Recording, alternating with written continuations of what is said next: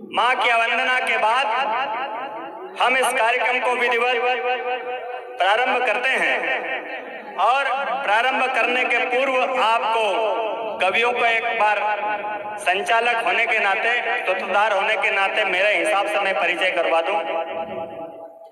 हमारे बीच में हमारे समिति के पूर्व अध्यक्ष भाई साहब दुर्गा प्रसाद जी पधार चुके हैं, मैं उनका स्वागत करता हूं। आप भी यहाँ पर आए।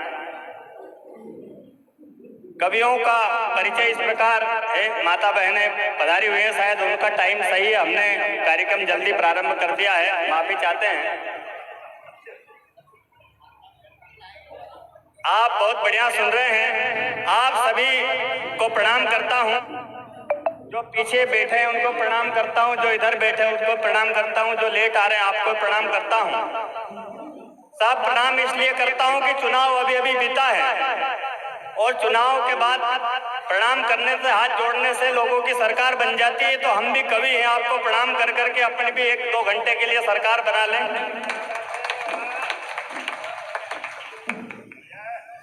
यहाँ पर इस बहुत बड़े सौभाग्य की बात है कि यहाँ पर महिलाएं बैठी, औरतें बैठी हैं, माता बहनें बैठी हैं, जो किसी के बाप की नहीं सुनती आज हमारी सुनेंगी।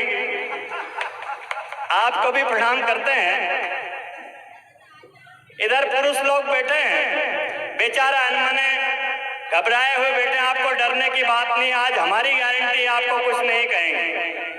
भाभी जी यहाँ बैठी हो, दादा आप खुश हो, 2-3 घंटे के लिए हम सारे कवि आपकी जमानत ले लेते हैं, आपको कोई डराने वाला नहीं, आप खुशी से हंसें। उसके बाद हमारी गारंटी नहीं है साहब, आपके हिसाब से देखना। आप सभी को प्रणाम करता हूं। इधर से जो आ रहे हैं ये वामपंथी मोर्चा के लोग, भैया सरकार हमारी जल्दी बनेगी, आप दल में जल्दी इकट्ठे हो जाओ, क्योंकि इधर दल में संख्या घट रही है।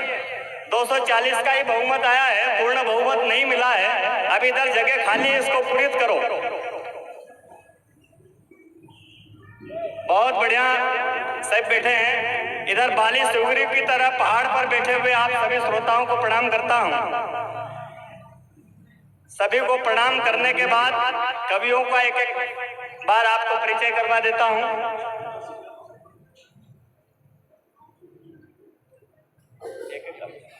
यहाँ पर मेरे दाहिने राइट हैंड पर, सीधे हाथ पर, शुरुआत में हमारे पड़ोस के ही हमारे अंचल के पुष्प सुरेंद्र जी जोशी हमारे बीच में उपस्थित हैं।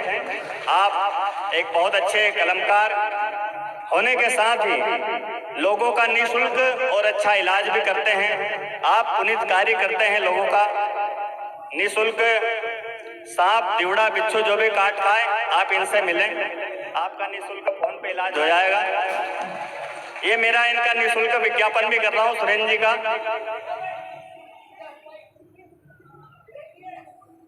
हमारे बीच में यहाँ पर ये टोपी लगाए हुए बीच में हमारे पीछे बैठे हैं। मेरी मर्जी है साहब, मेरे हिसाब से रथ घेरूंगा, आपको बताने की जरूरत नहीं है। टोपी निकाल देंगे तो आप डरना मत। मोदी जी ने अभी केसलेस चलाया था, ये पहले से ही केसलेस व्यक्ति है। ये साहब इतना विद्वान व्यक्ति है, डॉक्टर नारायण, डॉक्टर तो नहीं कह सकते, डॉक्टर इसलिए कह सकते हैं इनको कि डॉक्टरों से कम नहीं है। नारायण वर्मा नाम है इनका और बिल्कुल सपाचट है आदमी। टोपी इसीलिए उनके सपाचट छपाने के लिए लगाई हुई है। और आप ईमानदारी से बताओ, इतना विद्वान व्यक्ति है कि 10वीं के 3 बार मॉनिटर रहे हैं और फिर धीरे धीरे 12वीं के भी 3 बार मॉनिटर रहे। सोच लो कितने बड़े विद्वान हैं। 3 साल स्कूल में, 6 साल स्कूल में रहने के बाद वो इनके जो हेडमास्टर साहब थे उनने इनके हाथ जोड़े।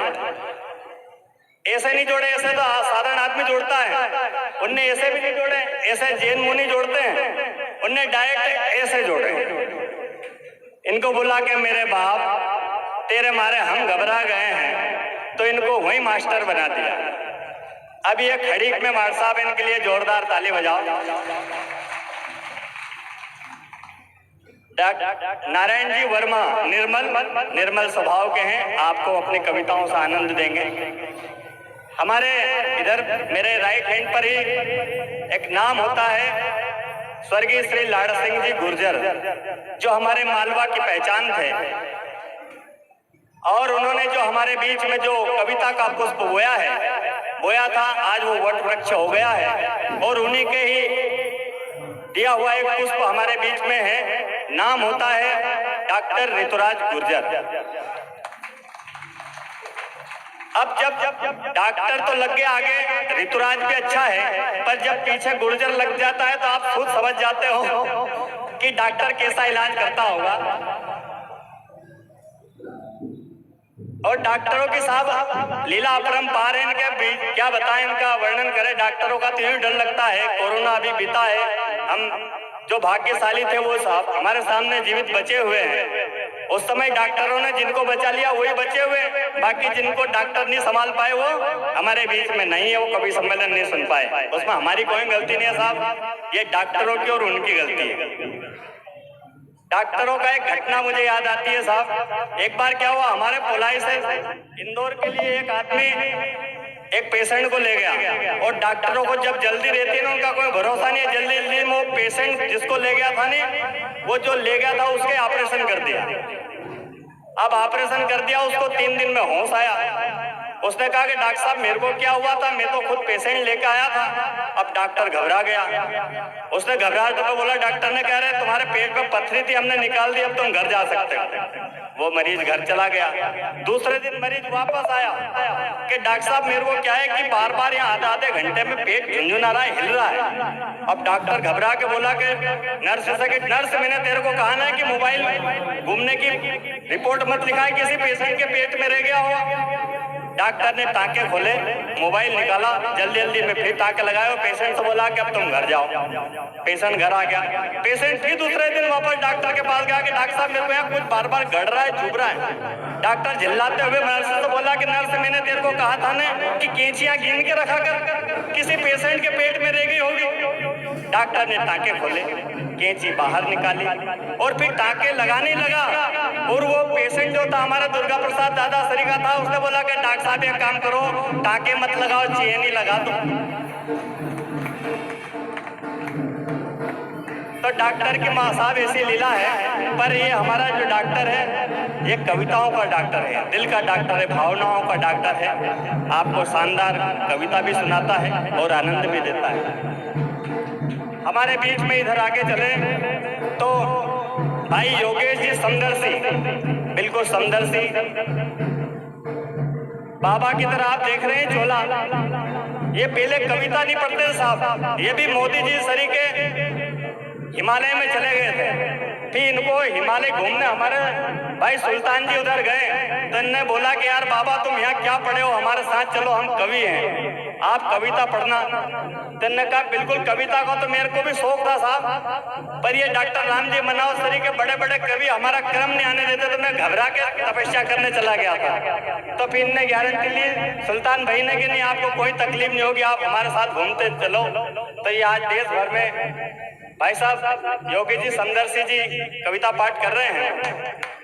और ये तो आपको एक मजाक की बात हुई, बाकी इतने वरिष्ठ कवि हैं साहब, इनके लोग पूरे देश में इनके फॉलोअर हैं, इनको लोग जानते हैं, पढ़ते हैं, और विदेशों तक आप काव्य पाठ करके आए हैं। अभी थोड़े दिन पहले इनके अमेरिका का कौन सा शहर था,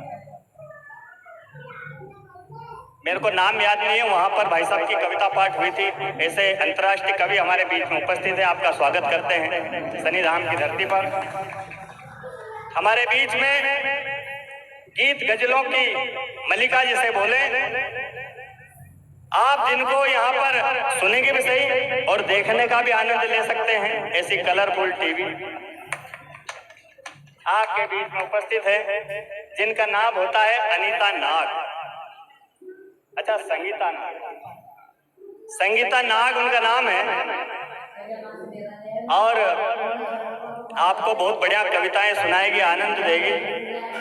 बहुत अच्छी कवित्री होने के नाते आप एक अच्छी समाज सेविका भी हैं, समाज की सेवा करती हैं। मैडम चश्मा लगाकर बैठती हैं। ये चश्मा आपने देखा। अभी हम यहाँ पर समिति की ओर से हमको चाय लाई गई, उसके पूर्व हम भाई अर्जुन जो है, अर्जुन अभी हमारा स्वागत किया था, अर्जुन पांचाल, उसके यहाँ चाय पीने गए। मैडम को चाय ला के दी, मैडम ने वो चाय ढोल दी, फिर दूसरी बार ला के दी, फिर ढोल दी। मैंने कहा मैडम आप बार बार चाय क्यों ढोल रही है? तो मैडम ने बोला कि विनोद भैया क्या है कि इस चाय में मक्खी पड़ी हुई है। मैंने कहा मैडम ढंग से देखो, चाय में मक्खी नहीं, आपके चश्मे पे मक्खी है। ऐसी संगीता नाग यहाँ पर उपस्थित हैं, आपको खूब अपनी कविताओं का आनंद देगी। हमारे बीच में हास्य के धुरंधर कवि जिनका नाम सुनकर स्वर्ग से भी निमंत्रण आते हैं। परसों तो मेरे को सपने में इंद्र भगवान ने कहा कि यार वो क्या है कि तुम्हारे हजारी हवालदार जी का टाइम क्या ले लूं क्या मैं? अरे मैंने कहा अभी हमको यहाँ धरती लोक पर प्रभु उनको आनंद देना था, तो मैंने मना किया, नहीं तो वो स्वर्ग में ले जाने वाले थे। मैंने कहा अभी उनका टाइम है, अभी लोगों को यहाँ इलाज करने में, वो आनंद देने में व्यस्त हैं। आप अभी आप उनको मत ले जाओ। ऐसे हास्य के धुरंधर सम्राट कवि बा साहब हजारी लाल जी हवालदार, आप बहुत चमकीले स्वभाव के, चमकीले व्यक्तित्व हैं। बस एक बात है, जब आप सुबह सुबह मुंह धोते हैं तो आपको पता नहीं चलता है कि कहां तक धोना है।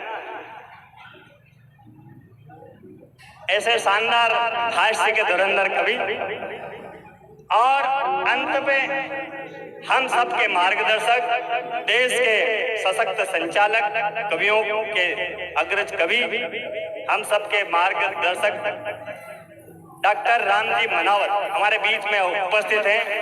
आप अकोदिया से आते हैं और हम सबको कविता के साथ ऐसे व्यंग सुनाते हैं कि जो छोटी सी बात में गंभीर बात कह जाते हैं। और अंत में आपके, हम सबके, जिन्होंने सरस्वती वंदना से हमको मत मुक्त किया, इस मंच के सबसे वरीय क्रम में आने वाले ओज के देश के सशक्त हस्ताक्षर भाई सुल्तान जी सुल्तान, जो सुल्तानों के भी सुल्तान हैं।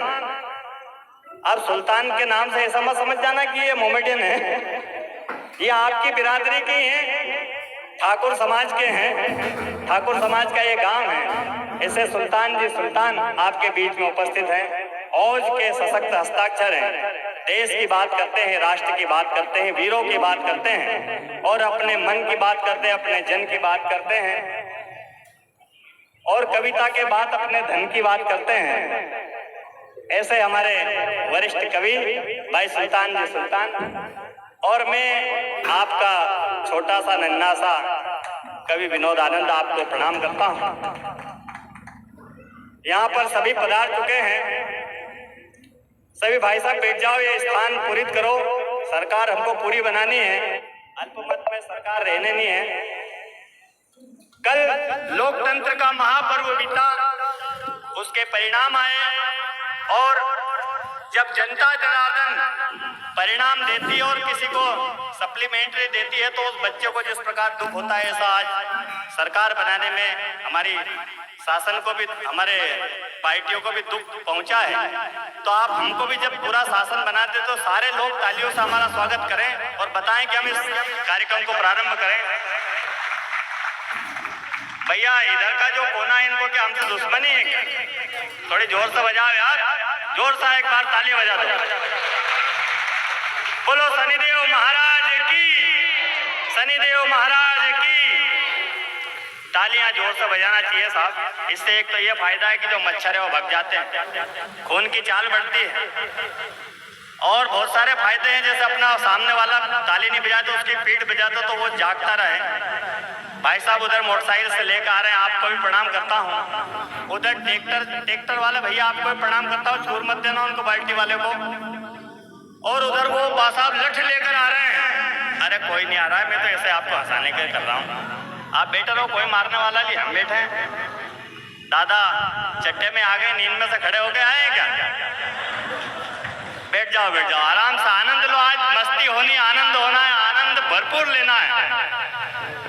आपको कष्ट पहुंचाने वाला कोई काम नहीं होगा, साहब, जब किसी को पीड़ा देनी हो, दुख देना हो साहब, तो ये छोटी सी बात होती है। दुख और पीड़ा देने में, कष्ट देने, तकलीफ देने में कोई खर्चा नहीं होता। बस जैसे कि तकलीफ देनी हो तो रोड पे कांटे भी फेर दो, कोई बाटल फोड़ दो, किसी के सिर में पत्थर की मार दो, किसी की मोटरसाइकिल पंचर कर दो। दुख देने में कोई ऐसी कड़वी बात कह दो, गाली दे दो, दुख पहुंच जाता है। पर जब किसी को आनंद देना हो, उसमें पैसे खर्च होते हैं साहब। कथा करानी हो, पैसे इकट्ठे करो, आनंद उसके बाद आता है। सुंदरकांड कराना हो, पैसे इकट्ठा करो, फिर आनंद। कवि सम्मेलन कराना हो, जैसे आज समिति के द्वारा हमारे शक्करलाल जी फुआजी, हमारे पटेल साहब और इनके द्वारा ये आयोजन किया गया, इसमें चंदा इकट्ठा हुआ। कल आनंद के लिए आपको भंडारा होगा। इन ऐसे मनोरंजक और आनंददायी कार्यक्रमों के लिए समय और पैसा दोनों खर्च होता है। इसलिए जोरदार इस समिति के स्वागत के लिए, इस आनंद के लिए आप तालियां बजाओ।